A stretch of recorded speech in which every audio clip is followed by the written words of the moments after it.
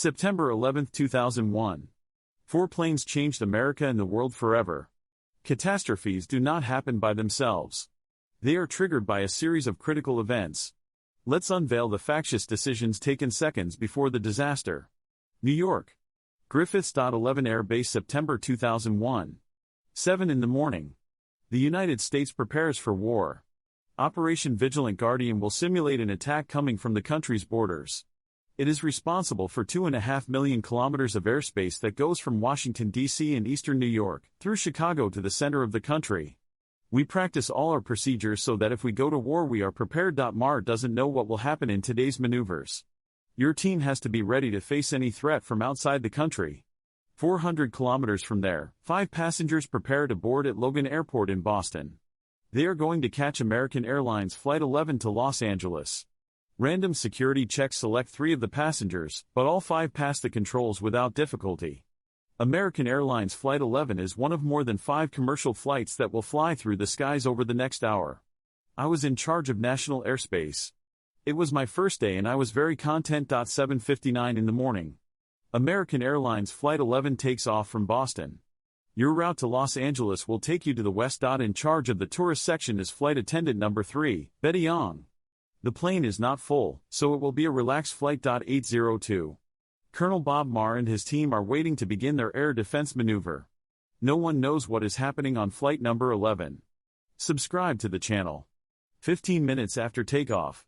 With thousands of flights in the sky every day, this is not unusual. But at 8:24, the air traffic control hears a message from the cockpit. We have several planes, say nothing and you will be fine. We return to the airport. The message was only for the passengers. However, Boston air traffic controllers consider it suspicious. American 11 8.28. The report comes to Ben Sliney. Our experience with abductions is that they end without major incidents, so I was not concerned that an abduction would have occurred. 8:34 a.m. on board, Betty Young has managed to speak with the airline by calling the reservation center in Raleigh, North Carolina. Can they get into the cockpit? No, the cockpit crew don't answer the phone and the door doesn't open. We don't know who's inside. Number 1 and number 5 have been stabbed. 8:35. The plane does not answer the controllers and has diverted from its route to New York. As soon as I sat in my room, downtown Boston called and told me, this is the American 1 search, they say it has been hijacked. The hijackers have disconnected the transponder from the plane. Which means that Bodilia knows neither the speed nor the altitude of the plane. He only sees the radar signal. We knew he was in the air, but that was practically all we knew. 8:38 in the morning. Alarmed by the radio's silence, another controller called the Northwest Military Sector of Air Defense. Have you requested military aid? Yes, can you send the F-15s? Yes, are you requesting the F-15s? Yes, the epicenters of Otis. The request is so unusual that it reaches Colonel Marr. Yes, a second. Normally they should have gone through the Air Force command lines. Although the call for help was not common, Mark took it very seriously. We went into action immediately and alerted the Otis Air Force Base. Otis Air Force Base in Massachusetts is 250 kilometers northeast of New York. In an attempt to find the plane flying over New York, Dave Bodilia contacts another plane in the area. Please change the transponders. 8:43 a.m. on board flight American 1's flight attendant Betty Young strives to inform the ground crew of what is happening on the plane. I can't get into the cabin. Yeah, of course. You're doing very well. The plane is going aimlessly. I don't know where it's going. Betty, tell me something. Betty, are you still there? 8.46. The American Airlines flight crashes into the North Tower of the World Trade Center between floors 93 and 99. 8.50. 4 minutes after the impact. At the Air Force Command Center, Ben Sliney still doesn't know what just happened in New York. One of our military contacts told me that CNN was saying that a small plane had crashed into the World Trade Center. Yes, sir, can you show me that on screen? They're watching what's going on live. It's devastating imagery. That's the World Trade Center, we're told this morning. The first thing I saw was a huge conflagration and deep down I knew it couldn't be a small plane. I had a bad feeling about what I was seeing. 8:51 in the morning. In the Long Island Control Tower, Jay Pochlia worries about another plane, United Airlines Flight 175. That's when I panicked. I looked at my boss and said, I think I have another one. 9 in the morning. There was a person reading the numbers out loud. 6,000, 4,000, 2,000, and they said, it's going to crash into the ground. My God, it's right in the middle of the tower. At 9:03 a.m. Flight 175 crashes into the South Tower. Colonel Bob Mark can't believe what he sees on TV. At that moment we changed our approach. They were attacking New York. It wasn't war games, it was real. It sends the F-15s directly to Manhattan. Let them fly at the altitude necessary for them to reach the center. This is the area. 9:04 at the Air Force Command Center, Ben Slaney faces an unimaginable challenge on his first day at work. At that time all the planes seemed suspicious to me. I immediately issued a national flight ban order, meaning no aircraft could take off or enter our airspace. He had switched off the transponder and lost radio contact. The F-15s have arrived in Manhattan. The scene is devastating. That's when we deduced that Washington, D.C. could be one of the targets. My God, these are live images of Washington. It seems smoke is coming out of the Pentagon. Upon seeing the country's defense center on fire, Ben Slaney decides to take decisive action. 3 planes were already too serious to do nothing. He couldn't physically control the planes, but he could get them out of the sky. I am Ben Slaney, head of air control. That's when I ordered all planes to land regardless of their destination. Although the planes are landing, at 9:44 the air traffic controllers see a 4th plane, the United 93, which begins to follow a similar pattern. They had warned the pilots of possible intrusions into the cockpit. 9:59 in the World Trade Center. It falls. The 110-story South Tower collapses. Controllers are trying to find out if the United 93 has been hijacked. While we were watching United 93 we received news that a plane had crashed in the area and that smoke was coming out. We assumed that the plane had crashed in Pennsylvania. The plane crashed 20 minutes after takeoff, a few miles from Washington, D.C. All 44 passengers and crew are killed on the spot. These are the first images. Everything suggests that there are no survivors. 25 minutes later, in downtown Manhattan, the North Tower of the World Trade Center collapses. In 102 minutes, the 4 hijacked planes have claimed the lives of nearly 3 people. But when the main discovery arrives, it is far from the scene of the tragedy. Ken Maxwell is one of Manhattan's FBI agents. Mohammed Atta, who was flying on Flight 11, had left his suitcase. Luckily the suitcase did not arrive on time for the Portland, Maine flight. The suitcase contained unique information and evidence that identified him as one of the perpetrators of the attack. From this information, a network of thousands of FBI agents identified in 72 hours 19 suspects. Consequences?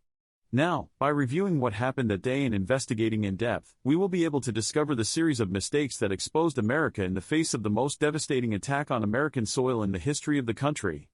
A year after the attacks. Thank you all for coming. Sit down, please. President George W. Bush foment the 9/11 Commission. Today I signed an act of Congress authorizing a national commission to investigate what happened on September 11th. You can't be in the security forces as long as I am and not suffer for what happened on September 11th. I remember that day thinking, what happened? And that question obsessed me. America spends billions of dollars on intelligence systems and military systems to protect the country. Almost 2 years before the attacks, a CIA surveillance operation in Yemen determined that 2 of the hijackers, al-Midar and al-Hashmi, had terrorist connections. January 2000, several months later, the CIA located Midar in Dubai. Agents entered his hotel room. There was a meeting in Malaysia and the agency monitored them. But then they lost track. Up until that point the system had worked. The CIA had identified a foreign threat against the United States. However, this is where the plot slips through the cracks of the American intelligence system. If al-Midar used his visa to operate on American soil, it automatically became the responsibility of the FBI. But until Mill arrived in the United States, the CIA kept its interest in him secret and did not disclose any details about his case. The lack of communication between the agencies was a political issue. There was the wall on which the agents conducting the investigation were separated from the agents working to enforce the law. Before 9/11, evidence gathered in surveillance missions or espionage was not admissible in an American court. The truth was that the law was an excuse not to share information. February 2000, 19 months before the 9/11 attacks, al-Midar and al-Hashmi moved into an apartment in San Diego, California. The CIA agents knew that Midar and al-Hashmi were in the country, but they didn't control all their movements. That was the job of the FBI, but the agency didn't even know they were in the country. If things had gone better, the FBI would have known it had to monitor them, but it didn't, so when they entered the country they went unnoticed. CIA agents show their fellow FBI members photographs of al-Qaeda connections that include al-Marjar. The FBI wants to know more. But there is the world. The FBI did not know important data, to the frustration of its agents. Although the threat is real, the system makes it impossible to combat effectively. We knew that al-Qaeda was planning something and that its agents were known people. 2 men with links to al-Qaeda were in the United States. But the CIA does not share their data. Without further information, FBI agents try to find al-Qaeda men. But he is only one agent dedicated to the case. They can't find either al-Milyar or al-Hazmi. Knowing that these 2 people were residing in the United States would have been a great help to the FBI. September 11th. 2 hours before the disaster. 5 men board American Airlines Flight 11 to Los Angeles. 3 are chosen by the Passenger Surveillance System, or CAPS. The algorithm selects it based on factors such as age, nationality and routes to identify high-risk individuals. If a passenger had been chosen by the CAPS, on that particular day we would have had to investigate more deeply, check their itinerary and destination, see what they were carrying in their luggage. It was not considered a dangerous weapon. During the next 45 minutes, 14 more hijackers embark on 3 flights in different cities in the northeast of the United States. 3 more are selected by the CAPS and several of them also carry knives that they can safely board. No one was prepared for a deadly attack in the air. And once in the air, the hijackers just had to take control of the plane. 32 minutes before the first hit, the hijackers set off. If the hijackers had asked for access to the cockpit, the procedure then was to let them in. The theory was that we did not want to risk anyone's life. Again, the theory does not contemplate suicide missions. The 19 hijackers take 4 passenger planes and turn them into manned missiles. From that moment on, neither the airlines nor the controllers can do anything to stop them. The last line of defense is the U.S. Army, the best equipped air force in the world. But if they are going to attack, they need to know that this is a threat. John Farmer's investigation focuses on how the Army acts in the kidnappings. If we followed the rules to the letter, the air traffic controllers would have had to call the military controllers in Washington, and after several communications the sending of the fighters would have been authorized. If this protocol had been followed on September 11th, the fighters would still be on the ground long after the 4th plane had crashed. That day the protocol was skipped. 9 minutes before the disaster. Farmer discovered that while the bureaucracy prevented communication between the FBI and the CIA, the controllers skipped all the rules. They were so concerned that they called the local air base in Rome, New York. Yes, just a moment. Colonel Bob Marr has to control the situation. 8 minutes before the disaster. The Army has been alerted, but there is no answer. Marr needs an order from his superiors before planning anything. The rapid reaction of the controllers runs up against the wall of the military bureaucracy. I admire what he did because he made a decision that was not reflected later. Marr waits for authorization. Minutes later he talks with his immediate superior and they decide they can't wait any longer. The order to send planes arrived from New York and the commander said, "I'll get authorization later, we have to do something now." Seconds before the catastrophe, Mark orders 2 fighters to be sent. Since the end of the Cold War, the U.S. response time has been reduced. When the first plane crashed into the World Trade Center, the pilots were still waiting for permission to take off. F-15s took off from Otis 7 minutes after the first attack. Farmer analyzes how the Army responded to the attacks minute by minute. His findings are extraordinary. After the first impact, no one knew that it was the American 11 that had crashed into the North Tower. Send the planes to New York immediately. Talk to the Air Forces to clear the routes. If we find him, we will intercept him. Even if it was still in the air, finding the American once was going to be a problem for the military. The procedure required very close collaboration between 2 different organizations. There is a communication problem because the agencies were not used to working together. We couldn't call with our phones because they were programmed to call only military numbers. We had to talk to so many people that we had to create new lines of communication. 9 in the morning. 2 F-15s headed for New York. The idea that the hijackers wanted to use the planes for a suicide mission has not yet been contemplated. It was inconceivable that a plane would crash into a building, so we concentrated our efforts on locating the flight. They thought they had located it. They followed it up to the Hudson River and then it disappeared. The F-15s traveled the coast in search of a plane that no longer exists. And the second hijacked plane, the United 175, is about to crash into the Twin Towers. In fact, we weren't aware that there was another problem until we saw it on TV. Incredible as it may seem. Now the United States knows it's being attacked. The first two planes caught us by surprise. The two that crashed into the World Trade Center. To intercept it. During the months after 9/11, this was the official version as to the third hijacked plane.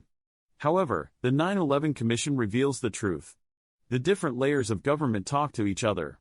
The president began talking to Vice President Richard Clarke from the White House. The problem is that they didn't talk to each other.